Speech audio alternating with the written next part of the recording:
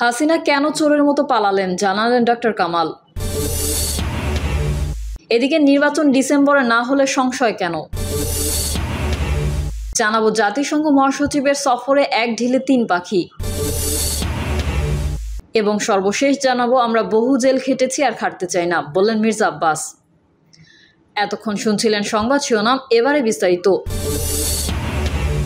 হাসিনা কেন চোরের মতো পালালেন জানালেন ডক্টর কামাল। প্রবীণ রাজনীতিবিদ ও গণফোরাম সভাপতি ডক্টর কামাল হোসেন ছাত্রজীবন থেকে আওয়ামী লীগের রাজনীতির সঙ্গে সম্পৃক্ত ছিলেন। স্বাধীনতার পর ছিলেন দেশের প্রথম পররাষ্ট্রমন্ত্রী, ছিলেন সংবিধানের অন্যতম প্রণেতা। শেখ হাসিনাকে দেশে ফিরিয়ে আনা এবং দলটির সভাপতি করার পেছনে ডক্টর কামাল হোসেনই ছিল মূল উদ্যোক্তা। কিন্তু শেখ হাসিনা 91 সালের নির্বাচনে পরাজিত হওয়ার পর সবার আগে তাকেই আওয়ামী লীগ ছেড়ে যেতে বাধ্য করেন। শুধু ডক্টর কামাল হোসেন একা নন, আওয়ামী লীগের অনেক প্রবীণ নবীন নেতাকে শেখ হাসিনার প্রতিহিংসার শিকার হয়ে করুণ পরিণতি মেনে নিতে হয়েছে। এই প্রসঙ্গে ডক্টর কামাল হোসেন রোববার যুগান্তরকে বলেন, আওয়ামী লীগের এই পরিণতির জন্য এককভাবে শেখ হাসিনাই দায়ী। তিনি ত্যাগী এবং পরীক্ষিত নেতাকর্মীদের উপেক্ষা করেছেন, অবমূল্যায়ন করতেন, অপমান অপদস্থ করতেন, দলে পরিবারতন্ত্র প্রতিষ্ঠা করেছিলেন। আওয়ামী লীগের শেখ হাসিনার কথাই ছিল শেষ কথা, তার কথাই ছিল আইন। তিনি নিজেকে রাজা ভাবতেন আর দেশের মানুষকে ভাবতেন প্রজা। ভিন্ন মত একেবারেই সহ্য করতে পারতেন না শেখ হাসিনা, আর এই কারণেই তাকে এভাবে চোরের মতো পালাতে হয়েছে। শুধু ডক্টর কামাল হোসেন একা নন, আওয়ামী লীগের অনেক প্রবীণ নবীন নেতাকে শেখ হাসিনার প্রতিহিংসার শিকার হয়ে করুণ পরিণতি মেনে নিতে হয়েছে। শেখ হাসিনার ছেলে সজীব ওয়াজেদ জয়ের দুর্নীতি নিয়ে কথা বলায় আব্দুল লতিফ সিদ্দিকীকে 2024 সালের 24শে অক্টোবর আওয়ামী লীগ থেকে বহিষ্কার করা হয়। এর আগে একইভাবে 1999 সালে আওয়ামী লীগ ছেড়ে যেতে বাধ্য করা হয় তার ছোট ভাই বঙ্গবীর আব্দুল কাদের সিদ্দিকীকেও। আব্দুল লতিফ সিদ্দিকী আওয়ামী লীগের সভাপতিমণ্ডলীর সদস্য ছিলেন পাট ও বস্ত্রমন্ত্রী। সজীব ওয়াজেদ জয়ের বিরুদ্ধে কথা বলার অপরাধে দল থেকে ছিটকে পড়েন, মন্ত্রিত্ব হারান। আর আব্দুল কাদের সিদ্দিকী ছিলেন দলটির কেন্দ্রীয় কার্যনির্বাহী কমিটির 1 নম্বর সদস্য। তাকে বাদ দিয়ে শেখ হাসিনা তার আপন ফুফাতো ভাই আবুল হাসনাত আবদুল্লাহকে দলের কেন্দ্রীয় কার্যনির্বাহী কমিটির 1 নম্বর সদস্য করেন। এদিকে নির্বাচন ডিসেম্বরে না হলে সংশয় কেন? নির্বাচন কমিশন ডিসেম্বর ধরেই ভোটের প্রস্তুতি নিচ্ছে, কারণ ডিসেম্বরের পর আগামী বছরের শুরুতে রমজান, এইচএসসি পরীক্ষা এবং বর্ষার কারণে ফেব্রুয়ারি থেকে জুনের মধ্যে ভোট গ্রহণ সম্ভব নাও হতে পারে।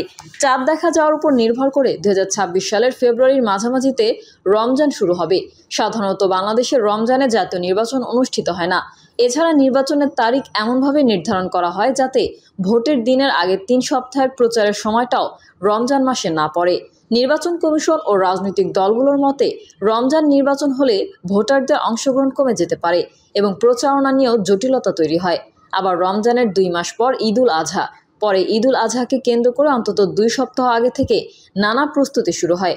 আবার আগামী বছরের ফেব্রুয়ারি থেকে এপ্রিলের মধ্যে এসএসসি ও এইচএসসি পরীক্ষা হতে পারে। যদি ওই সময় পরীক্ষা হয় তাহলে এই 3 মাস নির্বাচন করা সম্ভব হবে না। মে ও জুন মাসে বাংলাদেশে বৃষ্টির মৌসুম থাকে। বর্ষাকালে বৈরী আবহাওয়া, অতিবৃষ্টিতে জলাবদ্ধতা ও বন্যার শঙ্কাও ভোট গ্রহণ অনেকটাই অসম্ভব। এসব দিক বিবেচনা করে চলতি বছরের ডিসেম্বরের মধ্যে নির্বাচন না হলে তা পরবর্তী বছরের অক্টোবরের আগে সম্ভব নয় বলে মনে করেন অনেকেই। ফলে যেসব দল ডিসেম্বরে নির্বাচন চায় তাদের মধ্যে নানা ধরনের আশঙ্কা কাজ করছে।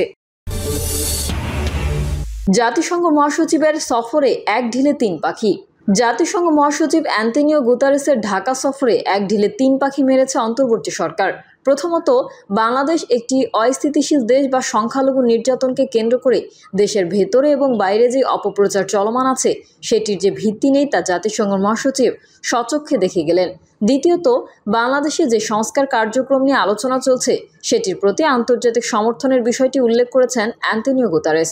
তৃতীয়ত, বিভিন্ন বৈশ্বিক সংকটের কারণে কিছুটা আড়ালে চলে গিয়েছিল রোহিঙ্গা সমস্যা এবং এই সফরের মাধ্যমে সেটিকে আবার কিছুটা হলেও বিশ্বকে মনে করিয়ে দেওয়া হয়েছে। সফরের বিষয়ে জানতে চাইলে পররাষ্ট্র মন্ত্রণালয়ের একজন জ্যেষ্ঠ কর্মকর্তা বাংলা ট্রিবিউনকে বলেন, এই সফরের মাধ্যমে অন্তর্বর্তী সরকারের প্রতি আন্তর্জাতিক সমর্থন যে অব্যাহত রয়েছে সেই বার্তা দিয়ে গেলেন জাতিসংঘ মহাসচিব।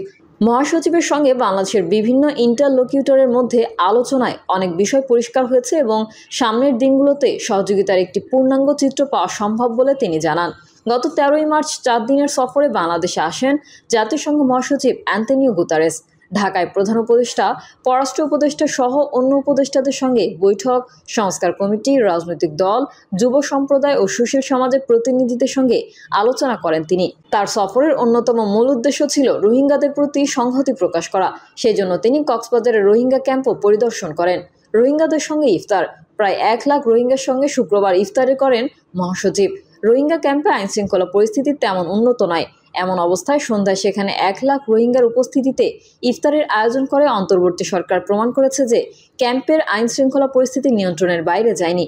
এই প্রক্রিয়ার সঙ্গে জড়িত পররাষ্ট্র দপ্তরের একজন কর্মকর্তা বলেন, রোহিঙ্গা ইস্যুটি বিভিন্ন বৈশ্বিক সংকটের কারণে কিছুটা আড়ালে চলে গিয়েছিল। সেটিকে আবার সবার সামনে আনার জন্য এই ধরনের একটি ইফতার আয়োজন করার দরকার ছিল। ক্যাম্পের আইনশৃঙ্খলা পরিস্থিতি নিয়ন্ত্রণে থাকার কারণেই এটি সম্ভব হয়েছে জানিয়ে তিনি বলেন, এর মাধ্যমে গোটা বিশ্বকে দেখানো গেছে যে ক্যাম্পের পরিস্থিতি খারাপ নয়। নেতিবাচক প্রচারণা। 5 আগস্টের পর দেশে ও বাংলাদেশের বাইরে বাংলাদেশকে ঘিরে বিভিন্ন অপপ্রচার চলে আসছে। বাংলাদেশের পক্ষ থেকেও বিভিন্ন সময়ে এর জবাব দেওয়া হয়েছে। এবার জাতিসংঘের মহাসচিব নিজ চোখে বাংলাদেশের পরিস্থিতি দেখে গেলেন। এখন বিভিন্ন আলোচনা ও প্ল্যাটফর্মে তিনি বাংলাদেশের অবস্থা সম্পর্কে বর্ণনা করতে পারবেন। এ বিষয়ে পররাষ্ট্র মন্ত্রণালয়ের আরেকজন কর্মকর্তা বলেন, বাংলাদেশ নিয়ে যে অপপ্রচার চলছে সেটি নিয়ে জাতিসংঘের মহাসচিব নিজে উদ্বেগ প্রকাশ করেছেন। তার সফরের কারণে বাংলাদেশ নিয়ে নেতিবাচক প্রচারণার দৌরাত্ম্য কমবে বলে আশা করা যায়। রোহিঙ্গা ইস্যু নিয়ে মহাসচিবের আলাদা আগ্রহ রয়েছে। এর আগে 2018 সালে তিনি রোহিঙ্গাদের অবস্থা দেখার জন্য বাংলাদেশে সফর করেছিলেন। এ বিষয়ে পররাষ্ট্র মন্ত্রণালয়ের এক কর্মকর্তা বলেন, এই মুহূর্তে আর্থিক সংকটে রয়েছে জাতিসংঘ। এই কারণে রোহিঙ্গাদের রেশনের অর্থের পরিমাণ কমাতে বাধ্য হচ্ছে তারা। এই পরিস্থিতিতে আশা করা যায় মহাসচিব রোহিঙ্গাদের জন্য নতুন তহবিল জোগাড়ের চেষ্টা করবেন।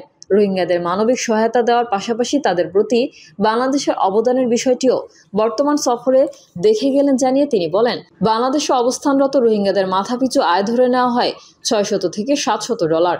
এর মধ্যে জাতিসংঘ সরবরাহ করে প্রায় $150। বাকি অর্থ যোগান দেয় বাংলাদেশ। রোহিঙ্গারা যে স্থানে থাকে সেটি বাংলাদেশের ভূমি। তারা জ্বালানি হিসেবে যে কার্ড ব্যবহার করে বা রোহিঙ্গারা বিভিন্ন জায়গায় কাজ করে যে অর্থ উপার্জন করে সেগুলো সমষ্টিকভাবে যোগ করলে সেটির পরিমাণ অনেক। বিষয়টি জাতিসংঘ স্বীকার বলে তিনি জানান। সংস্কার কার্যক্রম। বাংলাদেশের সংস্কার কার্যক্রমে সহযোগিতার প্রতিশ্রুতি দিয়েছে জাতিসংঘ মহাসচিব।